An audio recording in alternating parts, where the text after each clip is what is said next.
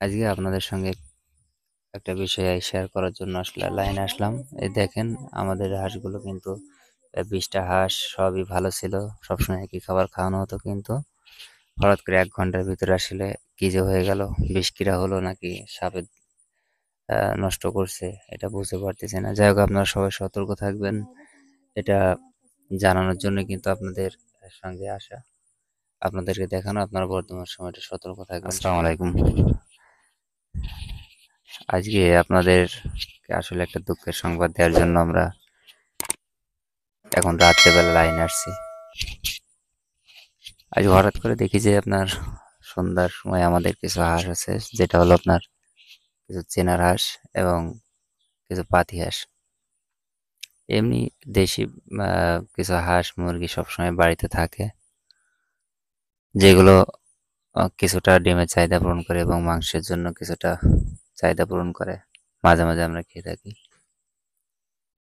আসলে আমাদের বাড়িতে সবসময় অনেক কিছুই থাকে, হাঁস মুরগি কবুতর সবকিছু আপনারা জানেন। এখন আসলে আজকে সন্ধ্যার সময় হঠাৎ করে আমরা দেখি যে সারাদিনের মতন সবসময় খাবার দেওয়া হয় মুরগিকে, হাঁসকে। তো আজকে আমরা মাত্র সন্ধ্যার সময় খাবারগুলো দিয়েছি। দেওয়ার পরে ঈশান নামাজের পরে 1 ঘন্টার ভিতর হঠাৎ করে দেখি যে সবগুলো যে যেখানে শুয়েছিল আসলে সে সেই অবস্থায় মারা গেছে। আজকে আসলে হঠাৎ করে যে ঘটনা ঘটলো আসলে এটার জন্য কতটা কষ্ট লাগতেছে আসলে যার গিয়েছে শুধু সে বুঝবে। তারপরও আজকে আপনাদের সঙ্গে আমরা আসলে বিষয়টা একটু শেয়ার করলাম যে হয়তো কোনো অসতর্কতার কারণে হয়তো কোনো দুর্ঘটনা হয়েছে। এজন্য আসলে বিষয়টা ক্লিয়ার হইতে পারতেছি না, যার কারণে অনেকটা কষ্ট লাগতেছে। অনেকটা কষ্ট করে আসলে এতগুলো হাঁস তৈরি করা, যত্ন করে কত কষ্ট করে। তো আপনাদেরকে আমরা একটু দেখাই যে আসলে কোনো সাপে কামড়াইছে নাকি কোনো বিষাক্ত কোনো কিছু খেয়ে আসলে মারা গেছে, বা আসলে একবারে সুস্থ সবল হাঁসগুলো কি কারণে যে এটা হলো এটা আসলে বুঝতে পারতেছি না। তো আমরা একটু দেখি আমাদের আসলে কতটা ক্ষতি হয়েছে, কিভাবে হাঁসগুলো মারা গেল। এই যে আপনার এই যেটা এখানে দেখা যাচ্ছে আপনার চীনা হাঁস।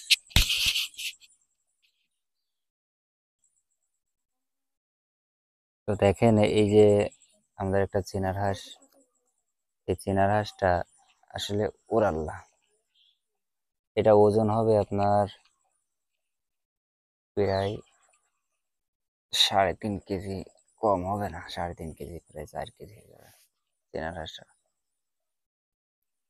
এটা আসলে আমরা দেখতেছি যে কোনো জায়গায় আসলে কোনো সাপে কাটা বা এরকম কোনো সম্ভাবনা আছে কিনা আমরা একটু দেখার চেষ্টা করতেছি। বিশেষ করে আসলে মনে হয় পায়ে বা এরকম জায়গায় মানে কামড়ানোর সম্ভাবনা থাকে। তো দেখি আমরা আমাদের সামনে পড়ে কিনা আসলে কি সমস্যা। আসলে আমরা এটার মধ্যে কিছু পাচ্ছি না যে এটা আসলে কি সাপে কেটেছে কিনা। একটা গেল, এটা আপনার পাতি হাঁস। এই যে এটা আসলে দেখেন, এই যে এটা ঘাড়টা কিন্তু আসলে একবারে বেঁকা হয়ে গেছে, ঘাড়টা বেঁকা হয়ে গেছে টোটালি। এই যে একেবারে এরকম ঠ্যাং দুটা সোজা হয়ে আছে। এই যেটা, এটারও কোনো পায়ে হাতে কোনো কাটা ছিল, কোনো সাপে কাটলে আসলে বোঝাই তো যায় না যে সাপে কাটলে কি হয়। এগুলো দুইটা। এখানে এই যে আর একটা দেখেন হাঁস, এটাও আপনার এরকম, আমি এসে দেখি এরকমই শুয়ে আছে, এরকম এটা চিত হয়েছিল, এটা এইভাবেই শুয়েছিল। এটা হাঁস, এটা অনেকটা ওজন হয়ে যাবে, প্রায় 2 কেজি ওজন হবে। এটা আর একটা চীনার হাঁস।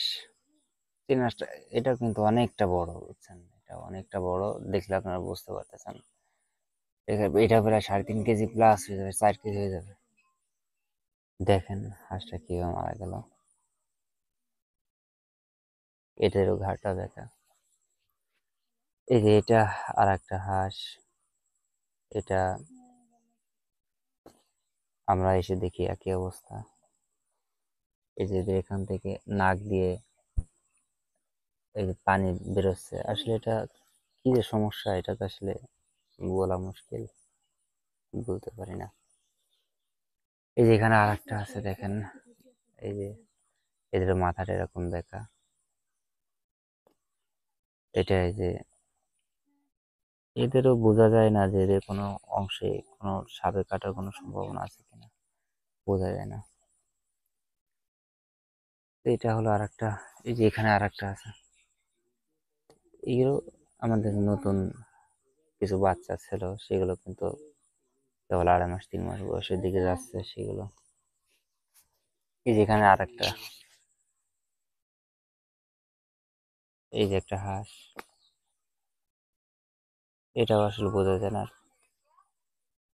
প্রত্যেকটা হাঁসে আসলে একই সমস্যা, যে গাটা ব্যথা হয়ে গেছে এবং শক্ত হয়ে গেছে, বুঝছেন।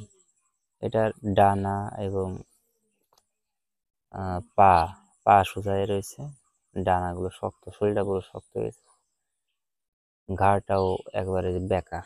এটা আমি লক্ষ্য করতেছি যে প্রত্যেকটা হাঁসের কিন্তু একই সমস্যা, খেয়াল করেন। এইটারও কিন্তু যে ঘাড় বেঁকা, আর এটার ওই যে পা সোজা, শরীরটা কিন্তু অনেকটা শক্ত। যাই হোক, এই আর একটা গেল। এখন এখানে আরো আছে, দেখাই। এটা কিন্তু আপনার একটা মোরগ হাঁস পাতে, এটা কিন্তু অনেকটা ওজন, প্রায় 2.5 কেজি ওজন হবে। এদের ওই যে পা দুইটা কিন্তু সোজা হয়ে রয়েছে, দেখছেন।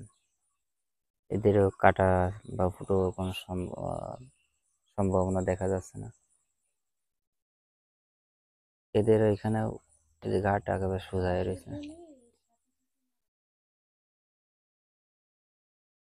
এখানে যে আর একটা হাঁস, এই যে এটাও দেখেন, আসলে কি বলবো, এদের পাটা যে সোজা হয়ে রয়েছে এখানে, এদের এটার ওই যে ঘাড়টা বেঁকা, পুরোপুরি বেঁকা। সব সুস্থ সবল বাচ্চা ছিল কিছুক্ষণ আগেও। আপনার আধা ঘন্টা, সর্বোচ্চ 1 ঘন্টা সময় নিছে। 1 ঘন্টা আগেও সবাইকে খাবার পানি খাওয়াইয়ে ওঠানেছে। এখানে যে ছোট একটা বাচ্চা, সেটাও শেষ। দেখেন, এটারও ঘাড় ব্যথা। এটা আসলে যে কোনো বিষে দ্বারা কোনো ক্ষতি হলো নাকি কোনো সাপে কাটলো, এটা আসলে এখন আমরা নিশ্চিন্ত ভাবে বলতে পারতেছি না। তবে এটা এখন, এই যে এটার একই সমস্যা, দেখেন পা সোজা, এটারও ঘাড় ব্যথা। আসলে মনে হচ্ছে সবগুলোর একই সমস্যা। হ্যাঁ, আর হঠাৎ করে একবারই যেহেতু সব সুস্থ সবল বাচ্চাগুলো যে তোমার, এই যে এখানে আর একটা, এই দেখানোর আল্লাহ, কত বড় হাঁস। এটাও কিন্তু চীনা হাঁস, আর একটা হাঁস। হ্যাঁ, এটাও কিন্তু আপনার প্রায় 4.5 কেজি হয়ে যাবে, 4 কেজি 4.5 কেজি প্লাস হয়ে যাবে। ওটা কিন্তু একই সমস্যা। এই যে এখানে আর একটা হাঁস দেখাই, এটা হলো পাতি হাঁস। এটারও কিন্তু যে ঘাড়টা দেখা, দেখেন ঘাড় বেঁকা, এই যে ডানাগুলো শক্ত, শরীরটা শক্ত। এখানে যে পাটা সোজা হয়ে রয়েছে, এখানে যে আর একটা হাঁস, যেটাও শেষ।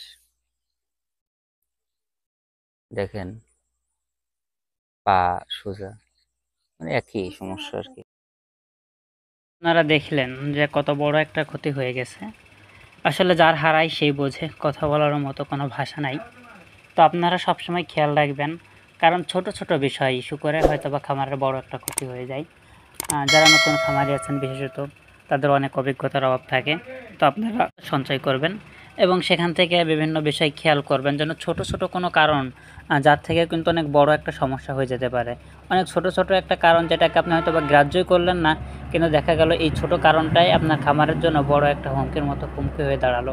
যেমনটা আমাদের ক্ষেত্রেও হয়তো বা হয়েছে, হাঁসগুলো হয়তোবা কোনো বিষক্রিয়া, কোনো বিষ জাতীয় খাবার, যেটা খাবারের ভিতর হয়তোবা মিশে গেছিলো, যার কারণে আজ আমাদের এই অবস্থা। তা যারা নতুন আছেন তারা অবশ্যই ছোট ছোট ইস্যুগুলো খেয়াল করবেন, কারণ এতে করে দেখা যাচ্ছে যে একটা খামারে এরকম ক্ষতি হলে খামারের মন ভেঙে যায় এবং এতে দেখা যায় আপনার সফলতা দ্বার প্রান্তে থেকেও আপনি ওখান থেকে চলে আসেন, পিছায় চলে আসেন। দেখা যাচ্ছে যে আমাদের খামার করার মন মানসিকতা হারিয়ে ফেলেন অনেকে। তো আপনারা সবসময় ছোট ছোট বিষয়গুলো খেয়াল করবেন আর আমাদের জন্য অবশ্যই দোয়া করবেন। ভালো থাকবেন, দেখা হবে নতুন পরবর্তী